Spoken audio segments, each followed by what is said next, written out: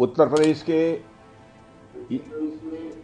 यशस्वी, active एवं effective chief minister श्रीमान Yogi Adityanath ji, UP के उप मुख्यमंत्री श्री केशव प्रसाद जी मौर्य, श्री ब्रजेश जी पाठक, यूपी के एनआरआई और investment promotion minister Shri Nand Kumar ji गुप्त नंदी जी, मेंबर राज्यसभा श्री ब्रिजलाल जी, विधायक सरोजनी नगर डॉक्टर राजेश्वर सिंह, विधानसभा और विधान परिषद के सभी सम्मानित सदस्यगण, हमारे डीआरडीओ के साइंटिस्ट और यहाँ मौजूद अधिकारीगण, देश भर के मौजूद सारे टेक्नोक्रेट्स, देवियों व सज्जनों, सबसे पहले तो मैं क्षमा चाहता हूँ कि अपरिहार्य कारणों से चाहते हुए भी मैं समय से उपस्थित नहीं हो पाया।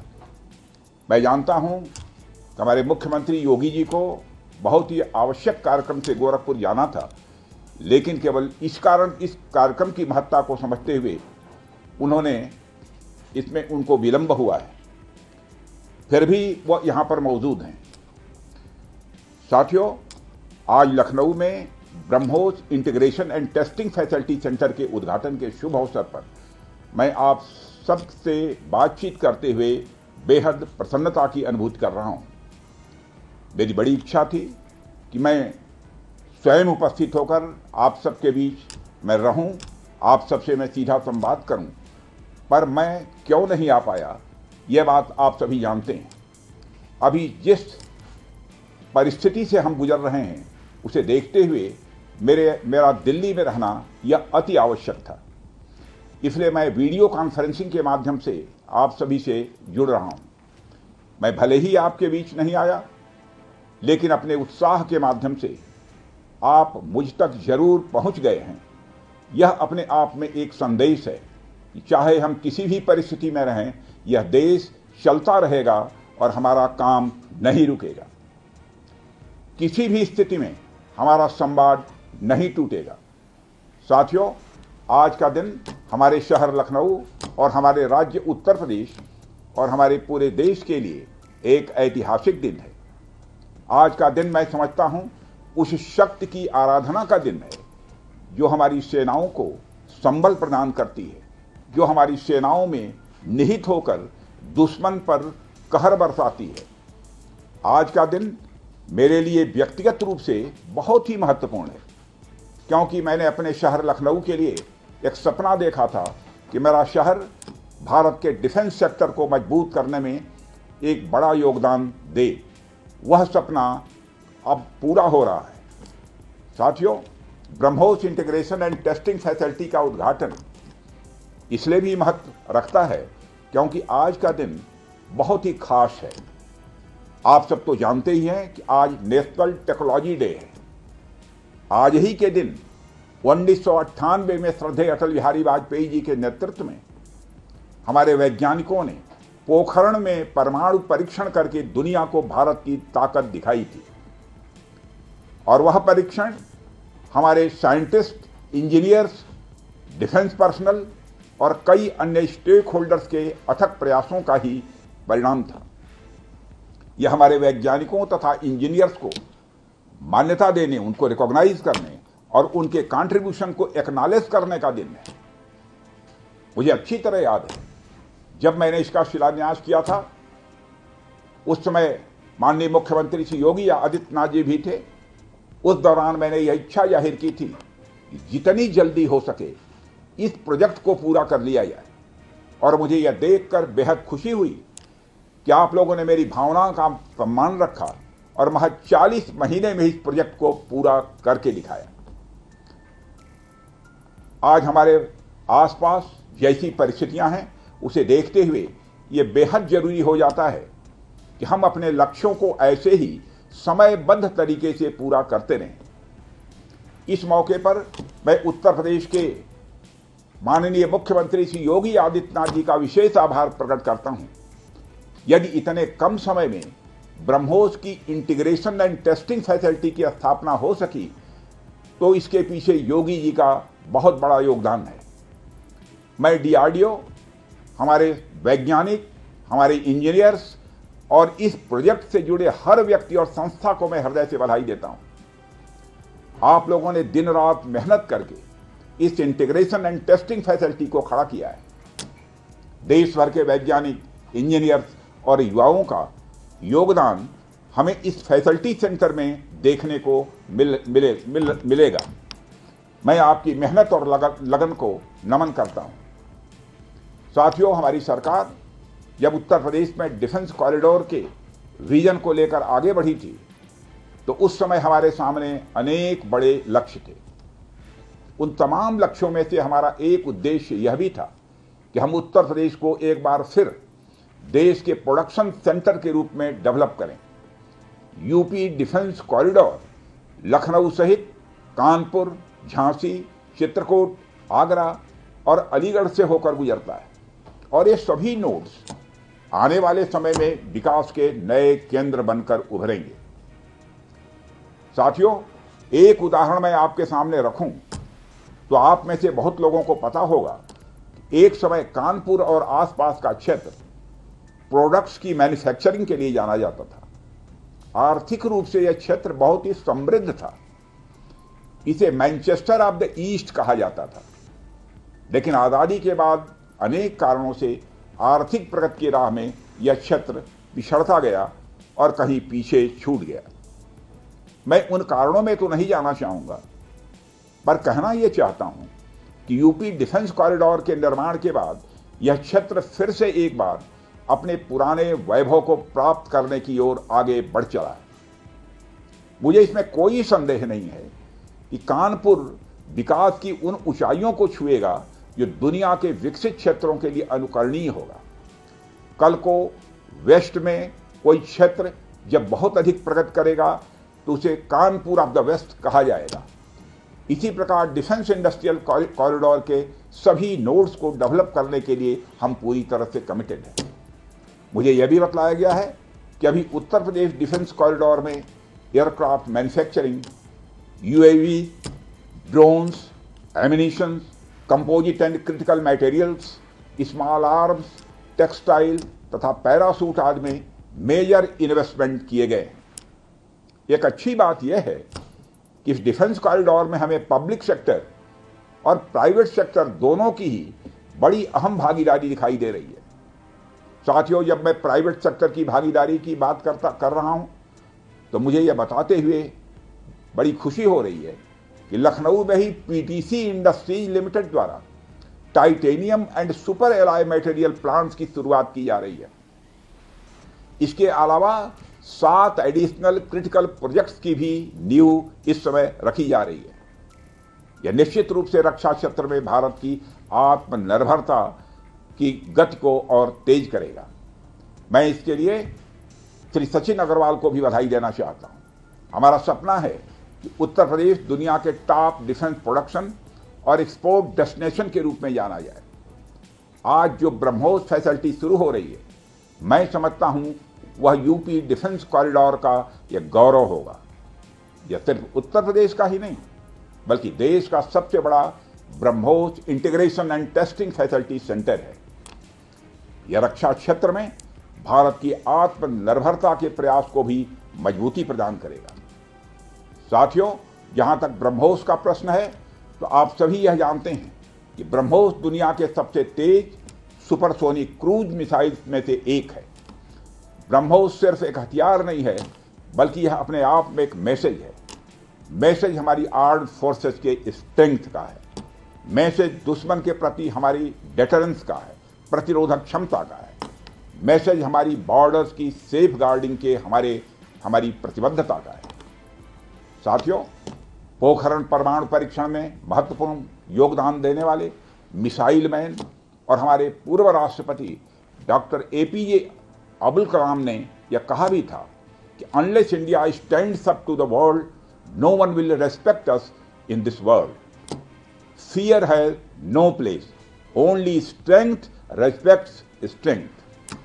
अर्थात दुनिया कमजोरों का नहीं बल्कि शक्तिशाली का सम्मान करती है।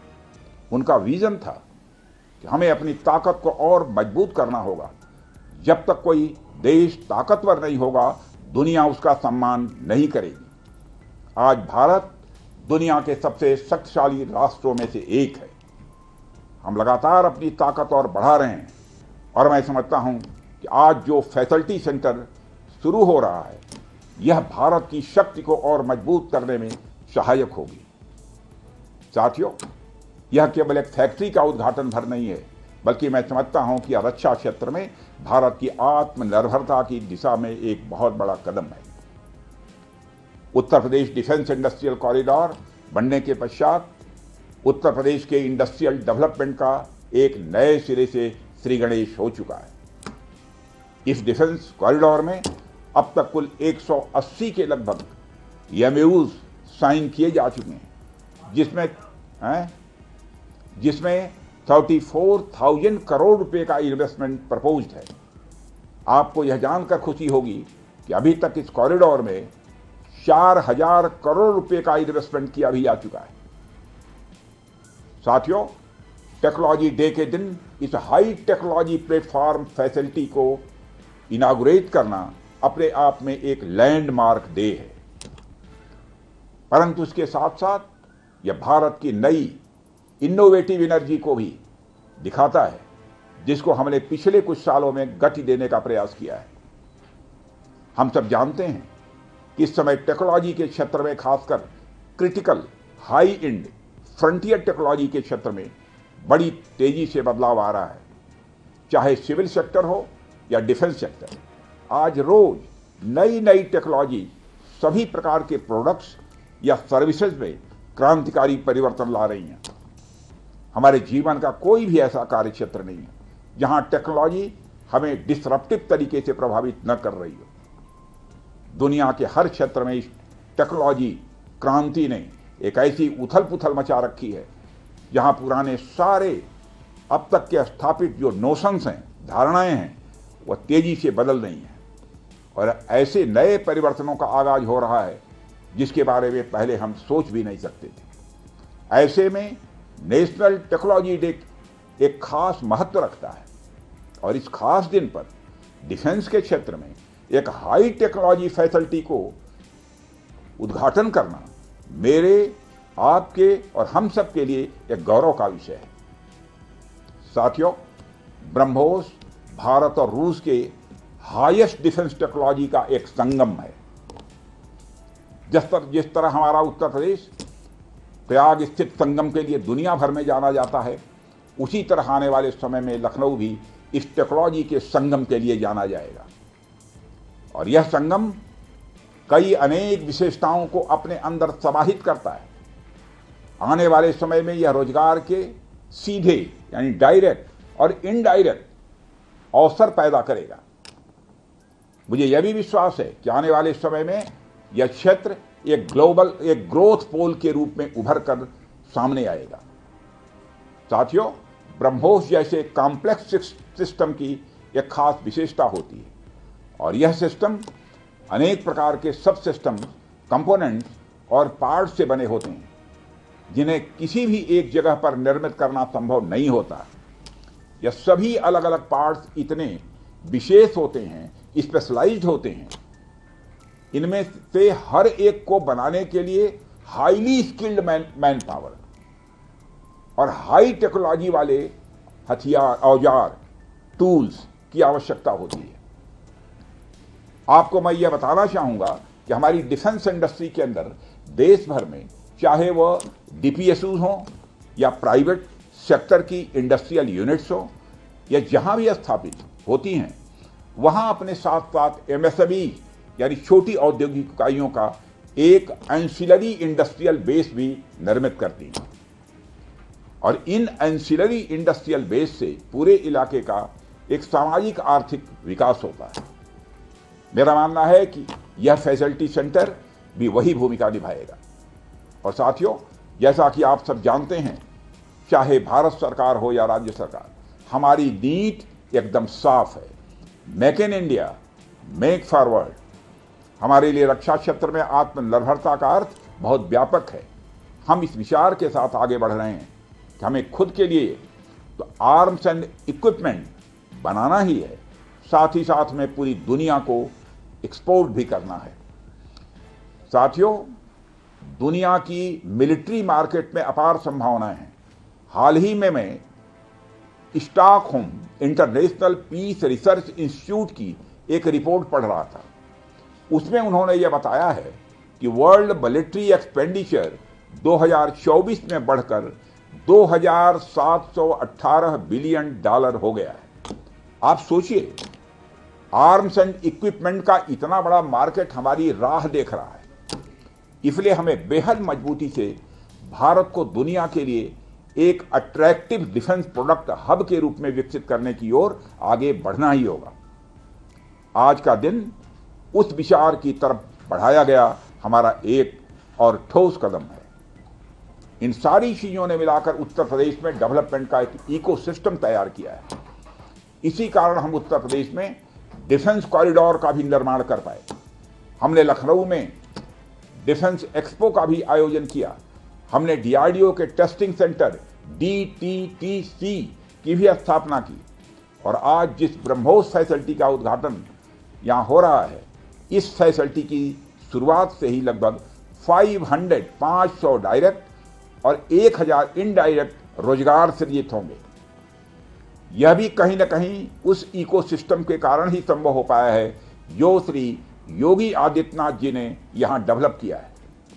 यानी हमारी डबल इंजन की सरकार उत्तर प्रदेश में खेल से लेकर खेत तक, कल्चर से लेकर कनेक्टिविटी तक, पुलिस से लेकर पॉलिसी तक और टेक्नोलॉजी से लेकर टूरिज्म तक हर क्षेत्र में विकास कर रही है। इसलिए मैं उत्तर प्रदेश सरकार को पुनः बधाई देता हूं। हर तरीके से उत्तर प्रदेश और भारत के डेवलपमेंट को लेकर हमारा संकल्प, हमारा समर्पण और हमारी प्रतिबद्धता और भी मजबूत होती जा रही है। साथियों, 11 मई को पोखरण से जो आत्मविश्वास प्रारंभ हुआ था, आज लखनऊ में वह और मजबूत हो रहा है। साथियों, अपनी बात समाप्त करने के पहले मैं कहना चाहता हूं, जिन भारत विरोधी और आतंकी संगठनों ने भारत माता के मस्तक पर हमला करके कई परिवारों के सिंदूर मिटाए थे, उन्हें भारतीय सेना ने ऑपरेशन सिंदूर के माध्यम से इंसाफ दिलाने का काम किया है। और इसके लिए आज सारा देश भारतीय सेनाओं का अभिनंदन कर रहा है। ऑपरेशन सिंदूर सिर्फ एक सैन्य कार्रवाई भर नहीं है, बल्कि भारत की राजनैतिक, सामाजिक और सामरिक इच्छा शक्ति का प्रतीक है। यह ऑपरेशन आतंकवाद के खिलाफ भारत की दृढ़ इच्छा शक्ति का और सैन्य शक्ति की क्षमता और संकल्प शक्ति का भी प्रदर्शन है। हमने दिखाया है, भारत आतंकवाद के खिलाफ जब भी कोई कार्रवाई करेगा तो आतंकवादियों और उनके आकाओं के लिए सरहद पार की जमीन भी सुरक्षित नहीं रहेगी। भारतीय सेनाओं ने ऑपरेशन सिंदूर को पाकिस्तान में मौजूद आतंकी ढांचा ढहाने के उद्देश्य से लॉन्च किया था। हमने उनके आम नागरिकों को कभी निशाना नहीं बनाया था, मगर पाकिस्तान ने न केवल भारत के नागरिक इलाकों को निशाना बनाया, बल्कि मंदिर, गुरुद्वारा, गिरजाघर पर भी हमले करने का प्रयास किया। भारतीय सेना ने शौर्य और पराक्रम के साथ साथ संयम का भी परिचय देते हुए पाकिस्तान के अन्य ठिकानों पर भी प्रहार करके करारा जवाब दिया है। हमने केवल सीमा से सटे सैन्य ठिकानों पर ही नहीं कार्रवाई की, बल्कि भारत की सेनाओं की धमक उस रावलपिंडी तक सुनी गई जहां पाकिस्तानी फौज का हेडक्वार्टर मौजूद है। मित्रों, भारत में आतंकवादी घटनाएं करने और कराने का क्या अंजाम होता है, यह पूरे विश्व ने उरी की घटना के बाद देखा, जब हमारी सेना ने पाकिस्तान में घुसकर सर्जिकल स्ट्राइक की। पुलवामा के बाद देखा, जब बालाकोट पर एयर स्ट्राइक की गई, और अब पहलगाम की घटना के बाद दुनिया देख रही है कि जब भारत ने पाकिस्तान के भीतर घुसकर मल्टीपल स्ट्राइक्स की हैं। आतंकवाद के खिलाफ जीरो टॉलरेंस की नीति पर चलते हुए हमारे यशस्वी प्रधानमंत्री नरेंद्र मोदी ने स्पष्ट कर दिया है कि यह नया भारत है जो आतंक के खिलाफ सरहद के इस पार और उस पार दोनों तरफ प्रभावी कार्रवाई करेगा। यह हमारे प्रधानमंत्री जी ने स्पष्ट रूप से यह संदेश दे दिया। मैं एक बार फिर से BrahMos integration and testing facility centre और इस प्रोजेक्ट में शामिल सभी स्टेक होल्डर्स को हार्दिक बधाई देता हूं। मैं साथ ही पीटीसी इंडस्ट्रीज लिमिटेड को भी उनके एम्बिशियस प्रोजेक्ट पर हृदय से बधाई देता हूं। इन तमाम प्रोजेक्ट्स की शुरुआत पर मैं लखनऊ और उत्तर प्रदेश की जनता को भी बधाई देता हूं, जो इस ऐतिहासिक पहल का हिस्सा बन रही हैं।